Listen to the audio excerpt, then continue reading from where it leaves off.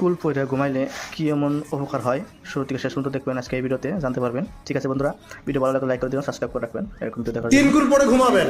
3 কুলের মধ্যে একটা সূরা ইখলাস, একটা সূরা ফালাক, একটা সূরা নাস। কি হবে এটা পড়লে? নবী সাল্লাল্লাহু আলাইহি ওয়াসাল্লাম বলেন দৃশ্য বা অদৃশ্য, মানে যা দেখা যায় যা দেখা যায় না, এই দৃশ্য অদৃশ্যের জগতের কোনো ক্ষতি তাকে স্পর্শ করবে না। প্রোটেকশন, আল্লাহর পক্ষ থেকে প্রোটেকশন। আর এটা যখন রাতে পড়বেন তখন এভাবে পড়বেন, একবার সূরা ইখলাস, কুল হুয়াল্লাহু আহাদ, তারপর সূরা ফালাক, কুল আউযু বিরাব্বিল ফালাক, তারপর সূরা নাস, কুল আউযু বিরাব্বিন নাস পড়ে দুই হাত একত্রিত করে ফু দিবেন, দিয়ে মাথা থেকে নিয়ে এভাবে পুরো মাথা থেকে নিয়ে পুরো বডি এভাবে মাসাজ করবেন এভাবে।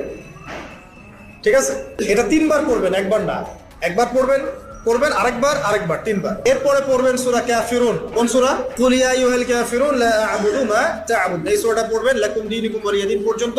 কি হবে? আল্লাহর রাসূল সাল্লাল্লাহু আলাইহি ওয়াসাল্লাম বলেন যে রাতের বেলা ঘুমানোর আগে কেউ যদি সূরা কাফিরুন তেলাওয়াত করে ঘুমিয়ে যায়, আল্লাহ পাক ওই ব্যক্তিকে শিরকের পাপ থেকে মুক্ত রাখবেন। আমি অনেক লেকচারে বলেছি, আবার বলছি যে যত মানুষ জাহান্নামে যাবে, হাজারে যে 999 জন মানুষই জাহান্নামে যাবে, তাদের আমলনামার মূল পাপটা হচ্ছে শিরক। কথা বুঝতে পারছেন? এই যে হাজারে যে পুরো 99% মানুষ জাহান্নামে যাচ্ছে, এটা তো হাদিস। তার মধ্যে যারা জাহান্নামে যাবে তাদের আমলনামায় সবচেয়ে কমন যে পাপটা থাকবে সেটা হলো কি? শিরকের পাপ। কারণ শিরক ছাড়া আল্লাহ পাক যে কোনো পাপ তওবা করলেই যাকে ইচ্ছা মাফ করে দিতে পারে। শিরকরত অবস্থায় কোনো মানুষ যদি মারা যায় তাহলে সে ব্যক্তি জাহান্নামে যাবে, এটাই চূড়ান্ত।